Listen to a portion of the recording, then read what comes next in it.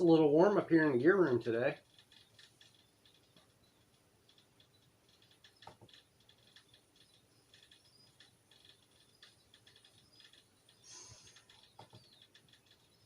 It's a little warm up here in the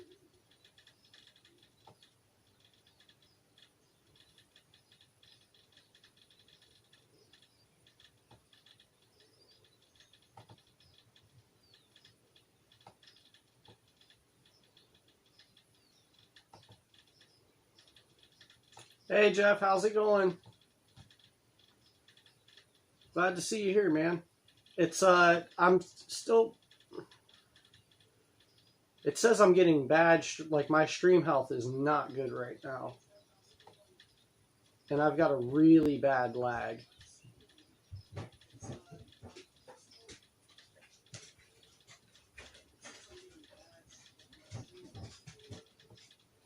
I'm hoping this kind of works out.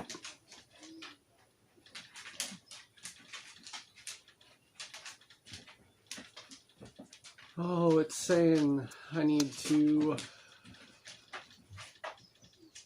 This is taking me a minute today, guys. Jeff, how's the feed look on your end? Buffering? Is it coming out clear? How's it going there?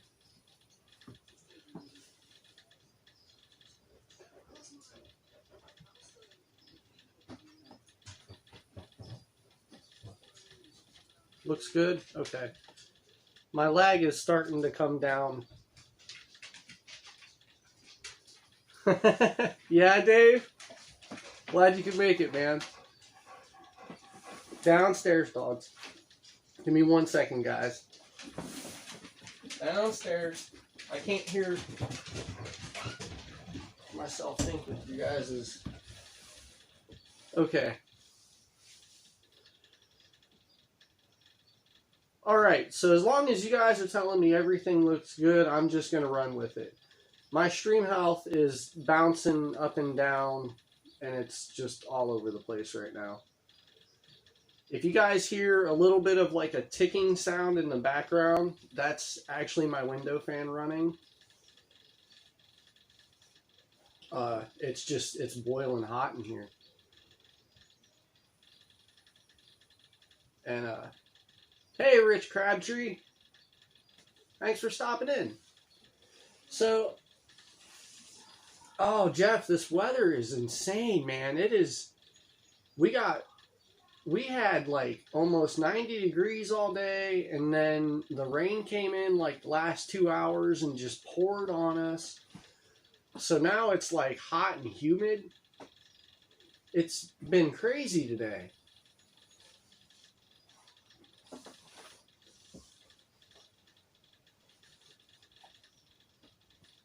Oh, so yeah, I really wanted to do another Living on Cripple Mountain stream tonight, but my uncle came in from Florida and brought my cousin with him, so that's where I've been like all day, is out at my mom's house spending time with them.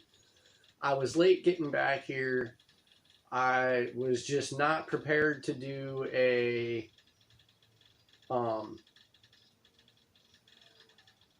I was not prepared for a Living on Cripple Mountain stream tonight.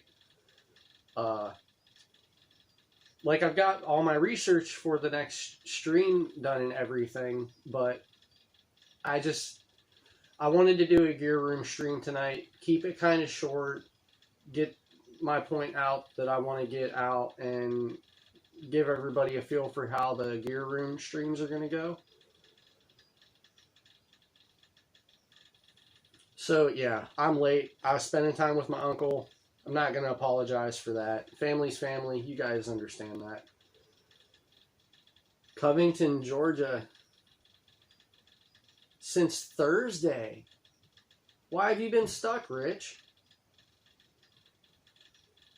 Oh, Jeff, I wish it would have dropped that low here. We're hanging at like 80 degrees. It's just insane.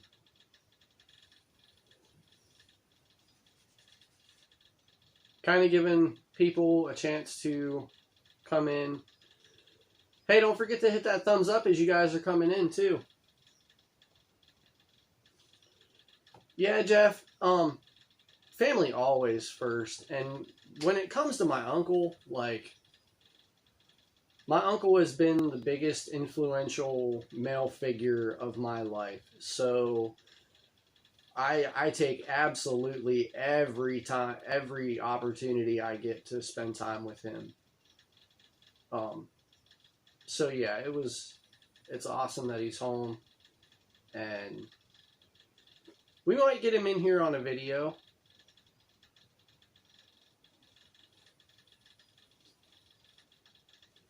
Yep, Uncle Mike has always lived in Florida or Colorado, and there for the longest time he was overseas.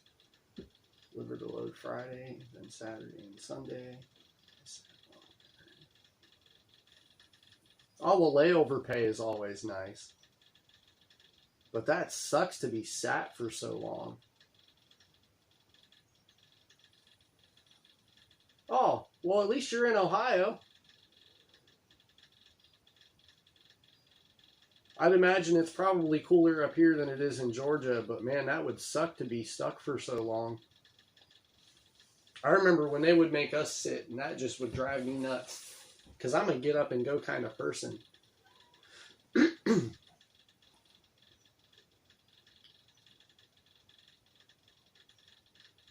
wondering when Anti will pop in here. I know last week he was a little bit bummed out that I didn't get a live stream going. And he was messaging me earlier, or leaving comments on one of my videos earlier about the stream today. So, yep, sorry guys, we're not doing a Living on Cripple Mountain stream today. We are going to discuss the difference between first aid kits, my med kit, and what I carry, when I carry it, and like I have different I've got 3 or 4 different first aid kits, guys.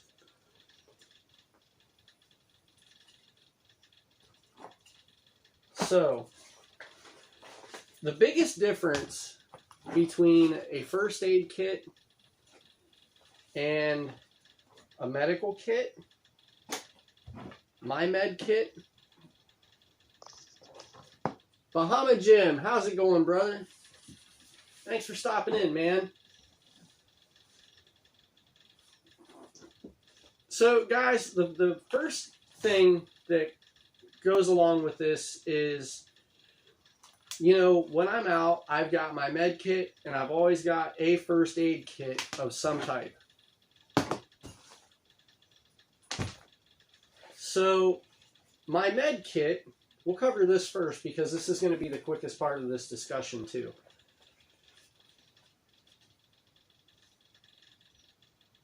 Jefferson Einstein, how's it going, man? Glad you could be here. Alright, so my med kit. And the only thing I don't have up here for my med kit is my wipes because they are down in the car. They usually stay there. I've got 2 sets of wipes. One stays in the car, one's in the house. So my med kit is my catheter supply. This is how I urinate. I mean, this is how I pee in the woods, guys. I don't urinate on my own, so I have to carry catheters. I use 4 a day, 5 if I'm drinking a lot of water.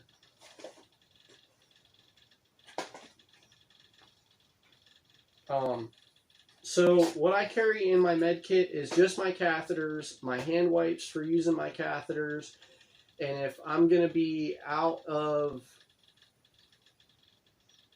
let's say I'm going to be more than an hour away from home, I will carry a supply of antibiotics. I have a awesome urologist, and he sets me up with a running prescription of antibiotics. Whenever I need one, I go fill it. Now, I use a lot of probiotics, so I don't have to deal with the antibiotics a whole lot. Like, I just hardly ever have to take them. I mean, kombucha tea, probiotics, that's what keeps my bladder healthy. It's a lot better for you than antibiotics are. So, but I always carry antibiotics in my med kit when I'm out more than an hour away from home, or if I'm going to be gone more than 2 days. So, that's the med kit. I always carry 48 hours of supply with my med kit. It's saying poor connection again. How's it looking for you guys?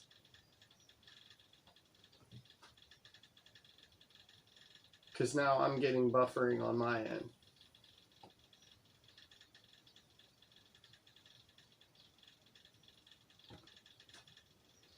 I don't know. Okay, so inside my med kit, this one and this one are the two main first aid kits that I carry. This one is usually what hangs out with me when I'm on my canoe or on my kayak, because it's a small waterproof box. And in this one, I just keep your basic first aid stuff. Like these, there's antibiotic ointment, there's alcohol wipes in this one. I keep a spare lighter in that one. You know, med tape, waterproof med tape. And then a huge assortment of Band-Aids, because I always manage to either cut myself or fall and get a pretty nasty scrape at some point. I trip all day long, so I gotta be prepped for it. So I carry the little hard plastic one if I'm out on the water.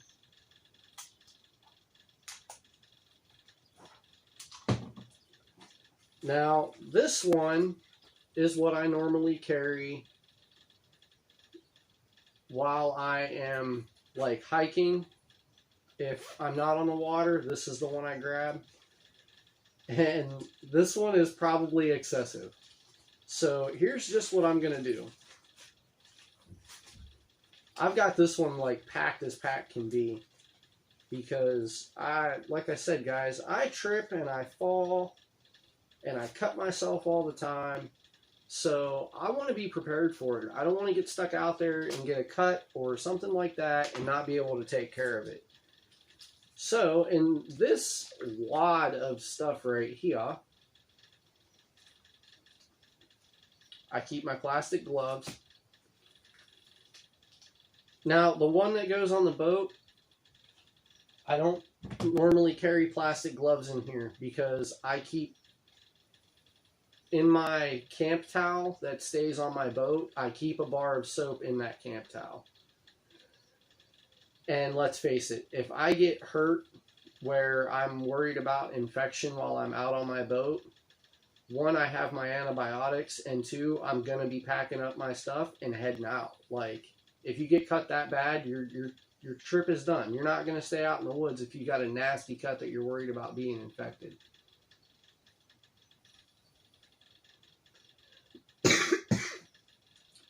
Well, Bahama Jim, you bring up a good point there.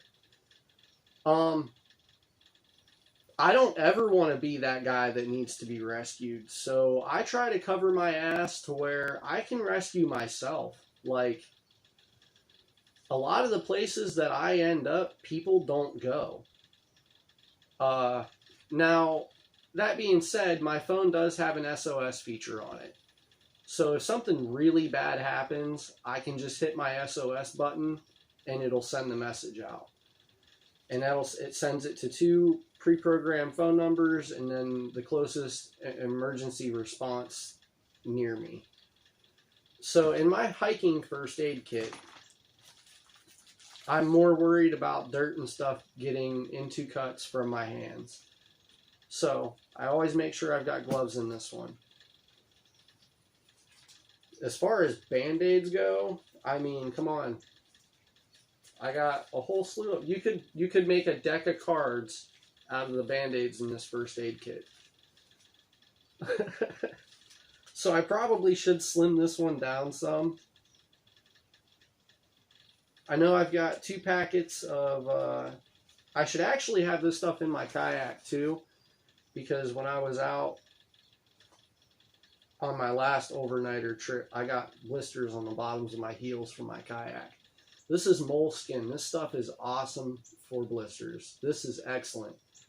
You just cut a little patch and stick it right over top of the blister. And they're like felt. So these are just huge in my book. And then in my hiking one, I keep a little packet of sunscreen, or a couple little packs of sunscreen, antibiotic ointment. There's 2 insect repellent wipes, butterfly bandages, more waterproof med tape. The biggest one that I keep in this, that I do not have in the one I carry on my boat, and I wish I would have had it the night that I was paddling at Clendening, is these Metalite tabs. These are electrolyte tablets for dehydration.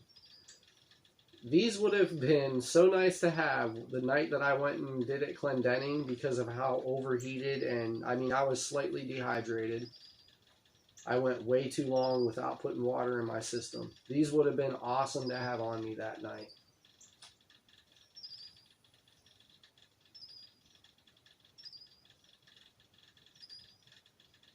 Yeah, Jeff, you got a different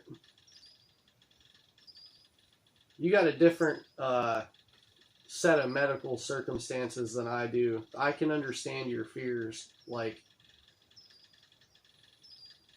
I fully understand that one. Maybe, well, I don't fully understand it. I don't have the pacemaker and all that, but I can see how that would put a different type of worry into being out there.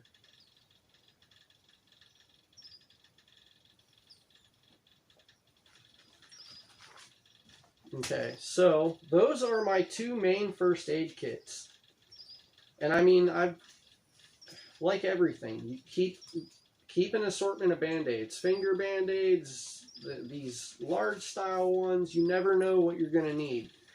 I was a Boy Scout, and one thing that they beat into our head was be prepared. So I do what I can. I want to be able to make sure that I'm okay while I'm out. Like, I got family I need to come home to. That's what that comes down to. I have to make it home when my trip is over.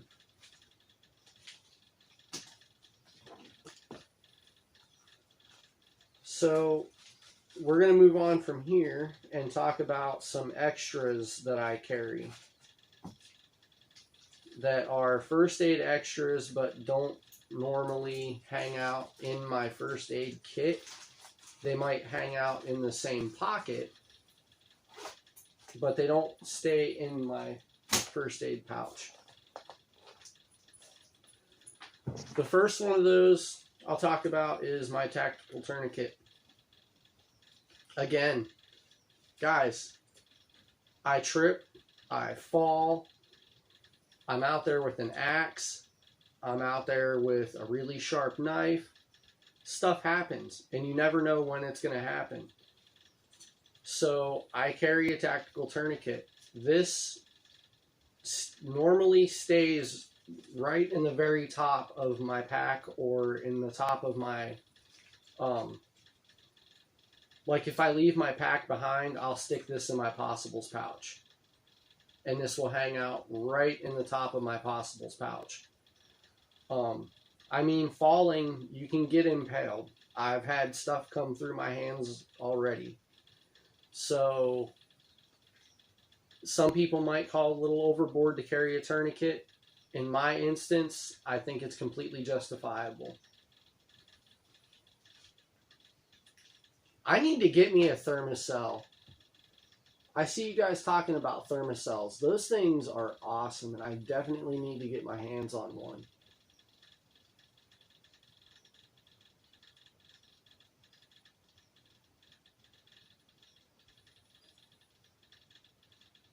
Okay, Jeff, you're talking about a defib here. Is that like something that's are you talking like a pacemaker?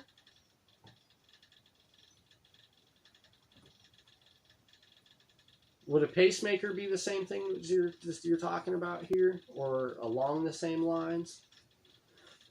So yeah, tactical tourniquet. In my case, I feel it is completely invaluable. Defibrillator. Do you have like one of those implanted, or how does that work for you? I know that you have a heart thing going on.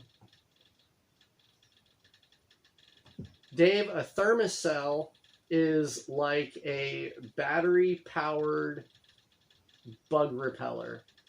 They're awesome. You can find them at Walmart. And I think a lot like Dunham's carries them. If you guys have a Dunham's, outdoor places carry them. But they repel mosquitoes and other biting insects. Some guys up here use them for deer hunting, and they get like the earth scented thing. There you go. Bahama Jim got it.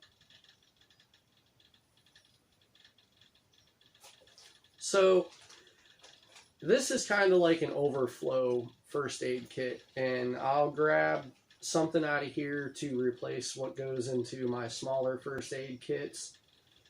Or if I'm going to be out for an extended period of time, I'll usually throw one of these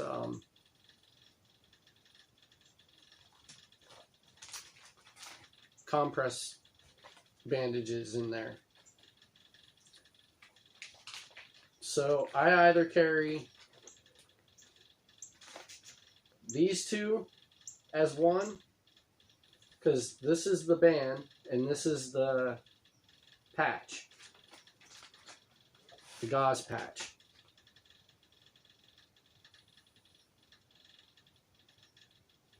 It's a combo implanted in the chest. It's both a...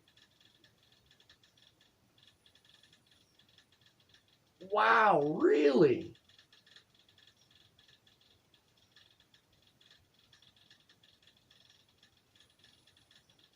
That's kind of... Okay, Jeff. I get it.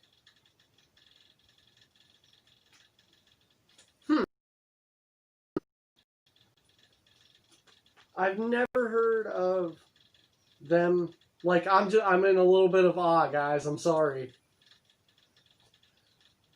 I'm sorry you have to deal with that, Jeff. Like, in all seriousness, man, that's gotta suck. But, you know, think about it, though. Like, that's where our technology is at. That's what keeps you alive. So, in another way, like, yes, while that sucks, man, that's awesome.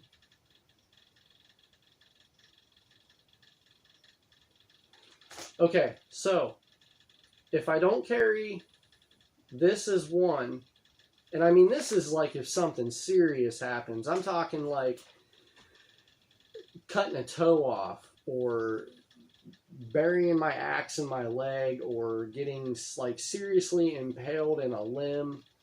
That's when these things come out. Now this one is... Oh, it's one of those Israeli type bandages. The elastic band, and then it's got a big... Inside of here is another gauze pad.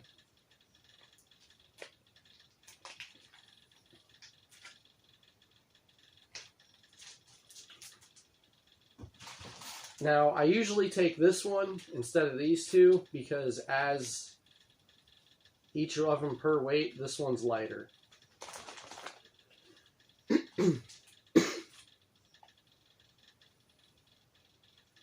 Wow, Jeff, how often do they have to... Do they like have to replace them because of batteries dying in them or something?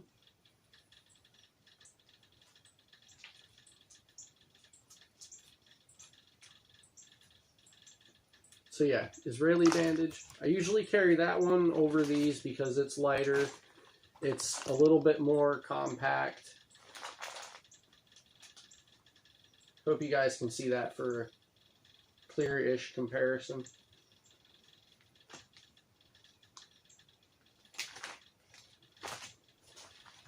And then this is one that I always make sure I throw this in my pack before I take off.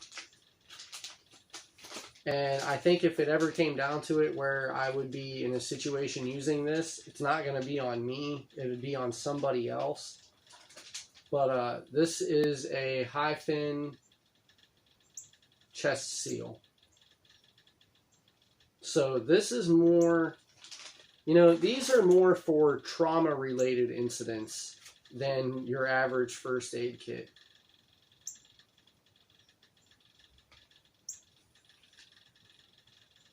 What states are you all from?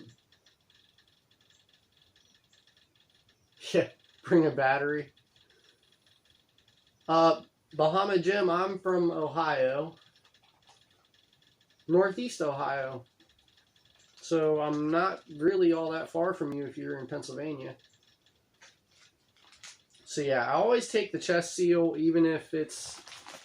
This is definitely something that's probably a little extensive for me. Because like I said, if I ever need this, I'm probably not going to be able to apply it myself.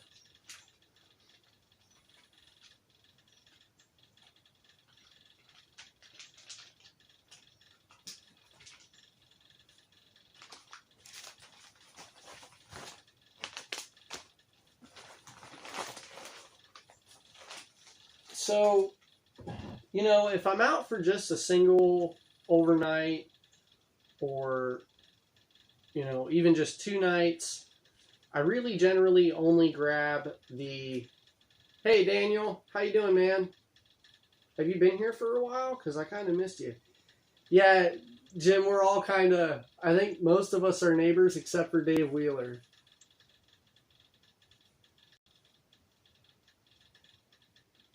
Huntsman must be busy because I haven't seen him pop in here yet. He's Ohio too.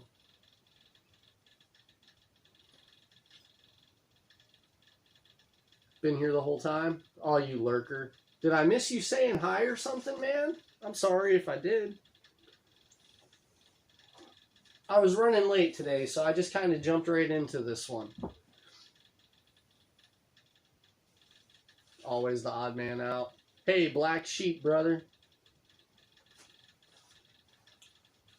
So yeah, if I'm leaving for a night, even just 2 nights, I always take the tourniquet.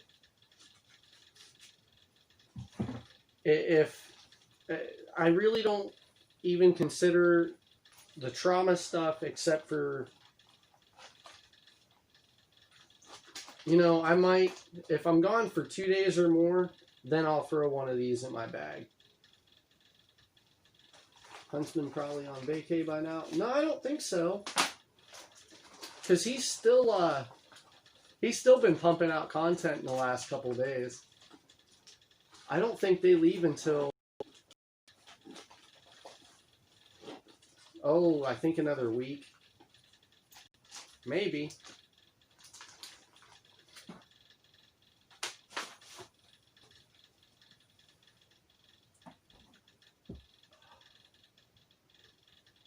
Alright, so we covered the first aid stuff.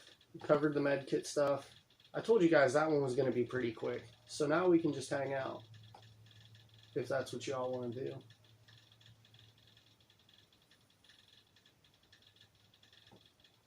Any questions?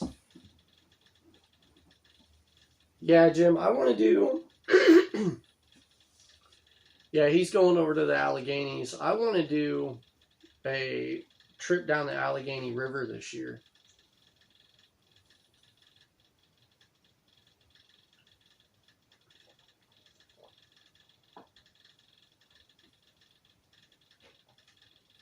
I have a lot of supplies.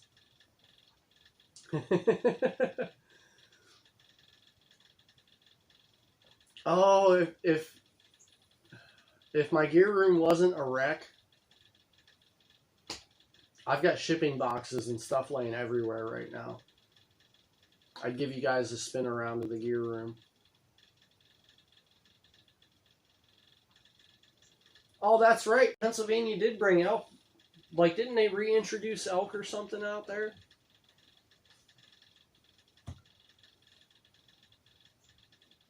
I'd like to go on an elk hunt someday, but I want to run out west. I think an elk hunt. I want to take an elk hunt with. I want to take an elk out with my crossbow. I think that would be epic. This one right here.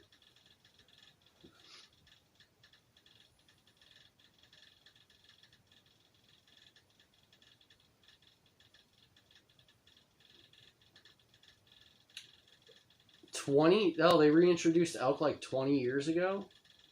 See, I was out of the woods for a long time, and I've only really just started getting back into hunting in the last couple years. I'm more of a trapper, and elk hunting is something that I've really just started looking into within the last 2 years. So yeah, I remember reading somewhere like one time that they had reintroduced elk into PA, and that was all I remember hearing about it.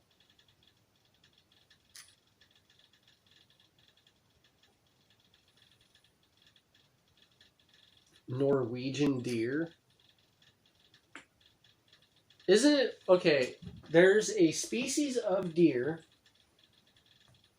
I saw this on the Meat Eater show. I think they're called Sika deer.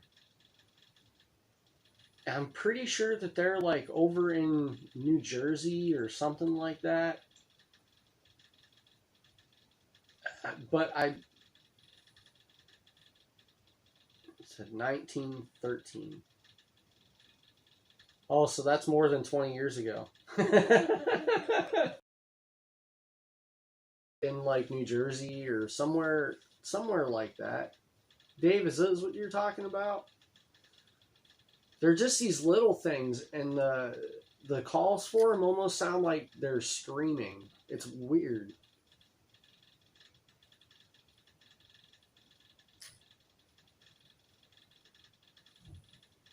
Huh.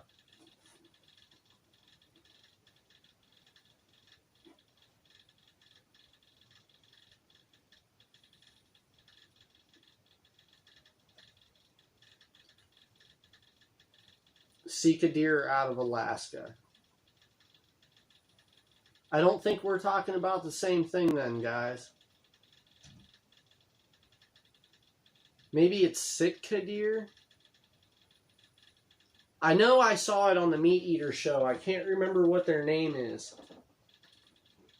Or how they even got over here. Like somebody had a bunch of them and they got loose or something like that. And they just started thriving in the swampy marshlands.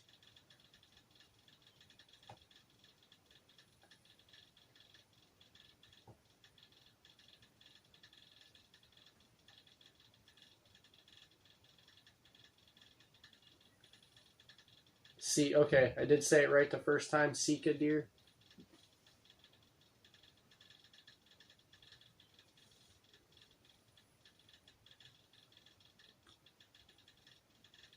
I only saw it on his show one time, so I could have my facts all messed up about that and not really remembering it the way it was. I couldn't tell you, to be honest, guys.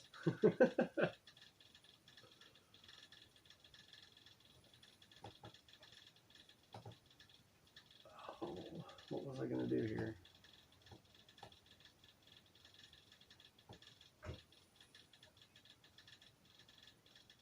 Huntsman! Yeah, fuck you too. What's up, man? How are you doing?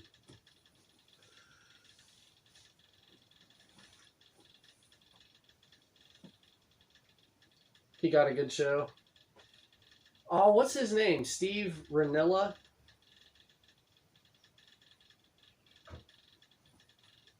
Steve Rinella, isn't it? I know I like watching Meat Eater. It's pretty good every now and then. Working your ass off.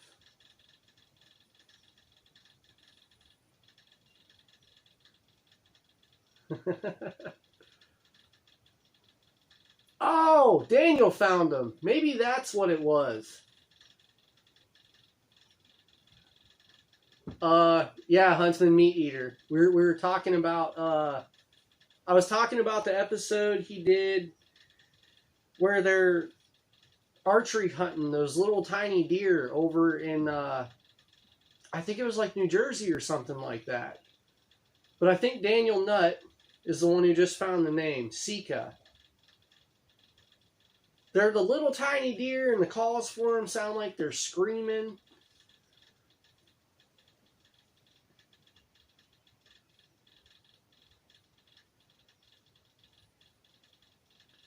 Coos deer? No, that's out in Coos deer are out in like Arizona. Those are like the little ghost deer of the desert.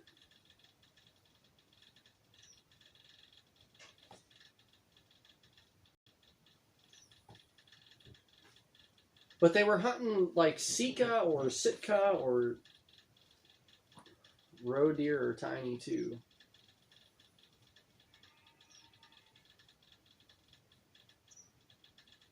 I don't think they were roe deer. They were dark brown, had spots. They were hunting them. Sikas are in the eastern U.S. also. Yes, okay, Daniel's got it right. They were the Sika deer from Japan then. I'm pretty sure. Man, now you all got me wanting to pull up Google while I'm on a live stream.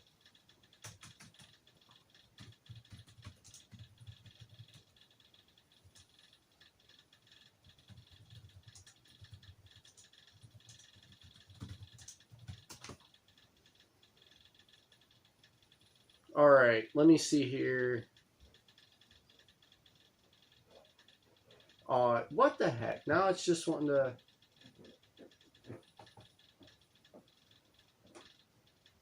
All right, somebody else look it up. I'm not about to try to Google while I'm on a live stream just to find the name of a deer.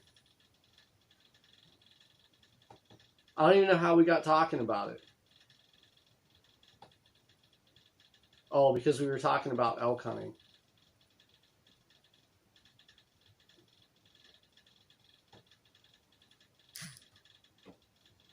Daniel, why are you sending me private messages while we're on a live stream?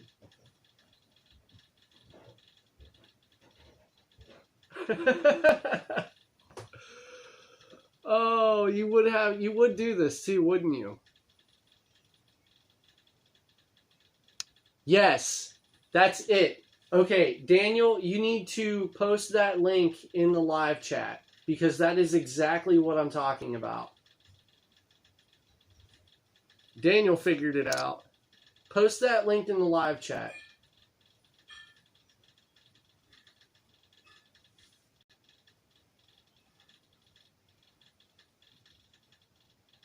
And then you guys can open that up and check it out now that we figured it out. Everything Japanese was small, except for the explosions.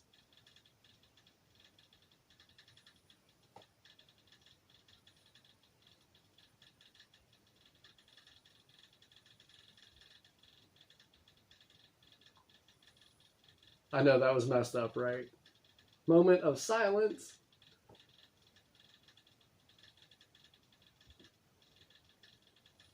It's really hard to do all that on a phone. Just laziness.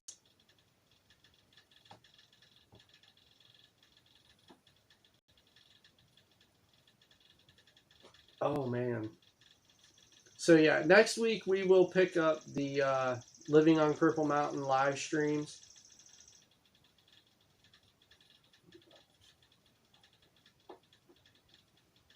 Which this week should have been a Living on Cripple Mountain live stream, but I just had a lot going on today. Family coming in from out of town.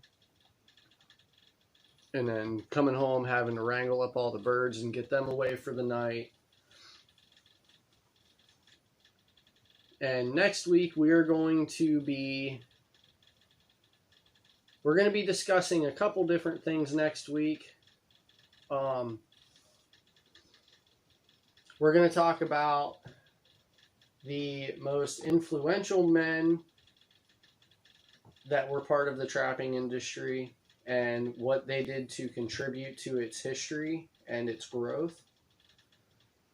We will be discussing the mountain man's first and most important piece of gear that they would go get before they went out to even sign on to a trapping company,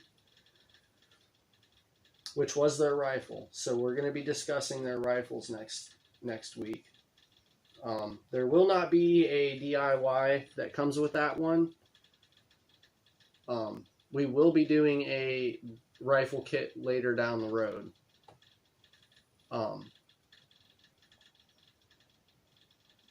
And we are going to do a percussion style rifle. It's not going to be a flintlock. So yeah, there's a little something for that, guys. That's going to be cool. And that one's going to take quite a few streams to get through because that's a lot of work involved.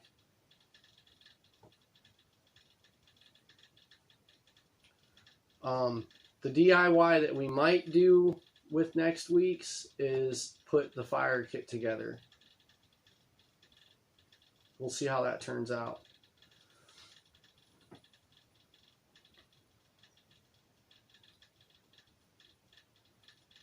Oh, this week kind of just caught me off guard. Last week I tried to get on here and do a live stream, but I ended up I needed a day away and I went out on a paddle. I was out on the kayak for like 6 hours. I think we did something close to 8 miles. And then that's when I went out to West Branch and I did a solo overnighter at West Branch. And yes, solo because I'm awesome, Steve.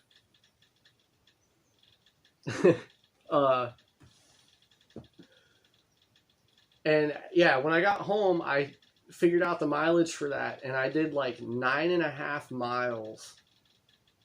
And it was just one of the most insane paddles I've had. I was getting nailed by waves.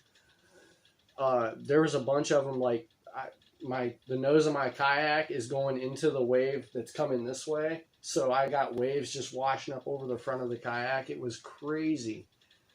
15-mile-an-hour winds. But the fishing was good. I caught a couple good-sized cats. I caught a couple perch. Got raided by coons. Gunshots at like 1:30, 2 o'clock in the morning. It's going to be one of my videos, guys. I did not find the cove that I was looking for. I think it was like the next cove up from where I made it. All right, Dave, take care, man. Thanks for stopping in.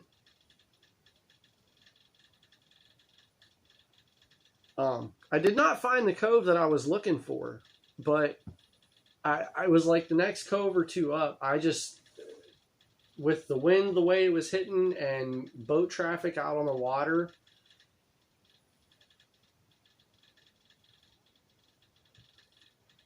did you video it? And if you did, what's the name of the video? Rich, it's going to be this Friday's video. So you guys are getting kind of like a little preview discussion about it. It will be out this Friday, though. Tomorrow, I might drop a video discussing how I pack my kayak for overnighters, because it is a little 10-foot kayak that's got real minimal rigging on it. I don't have a bunch of I don't have 2 dry hatches. I've just got 1 hatch and then my rear decking. And there's a lot of people buying these kayaks up, so I think it's going to be a good video to get out there.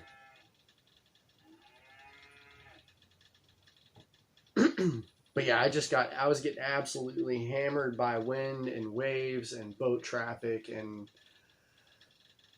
I'm going to get back out there by the end of this week, but I'm going to start at Like when I went out there the other day, I started at this end of the lake and paddled up.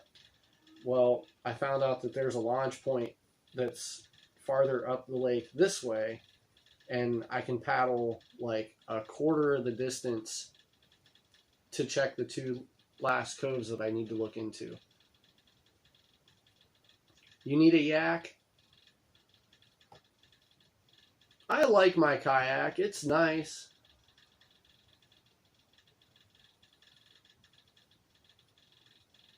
Jeff Jackson, do you know if it was the Mustang?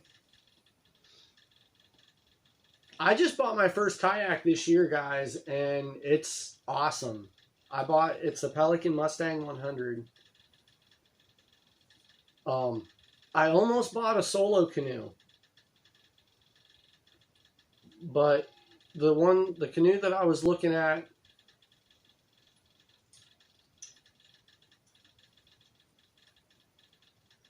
oh, yeah, I don't know if Steve would be able to paddle back to camp or not. You might have to have a serious flood come through.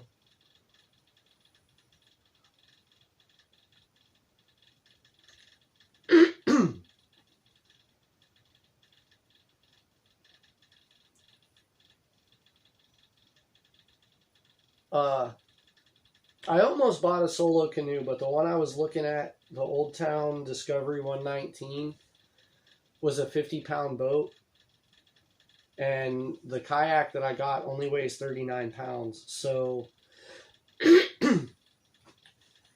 I went with trimming as much weight as I could, and I got the lightest kayak that I could get my hands on at the time. And now I wish I would have bought a 12-footer instead of a 10.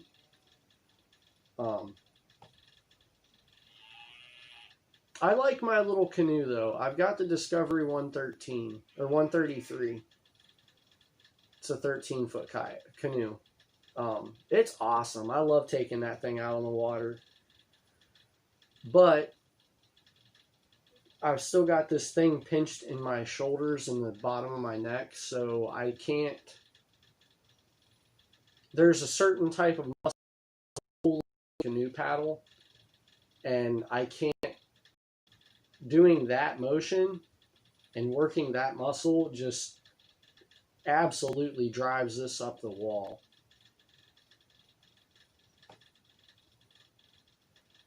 Bahama Jim, I've used a float tube out on strip mines bass fishing before.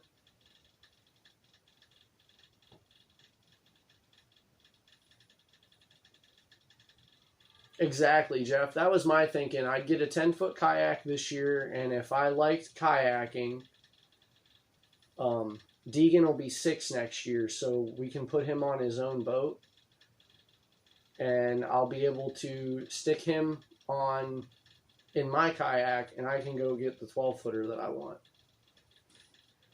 Fish ever pull you? I only caught a couple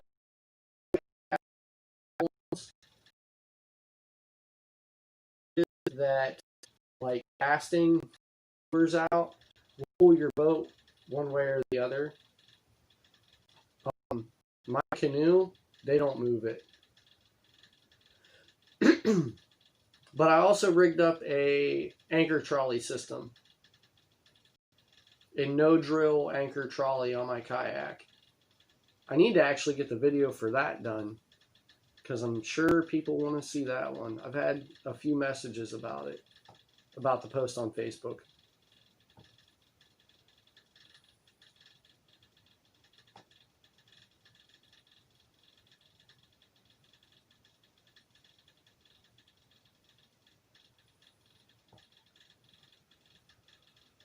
Oh.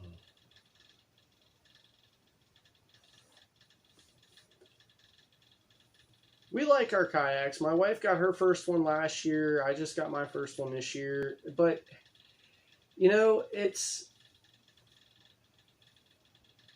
I can actually get miles behind me without feeling like I'm being extra slow about it. Like, one thing that kind of keeps me from going out doing long mileage hikes is, even though it's at my own pace, like, it takes me about an hour to cover a mile. With the kayak, I can cover the same amount of distance as the average person. So it lets me get the mileage behind me. It lets me get out there and see things. And let's face it, there are hundreds of thousands of more hikers than there are people on the water and seeing the water's edge. And you can see the water's edge while you're in the woods, but seeing the water's edge from the water is just a whole different perspective.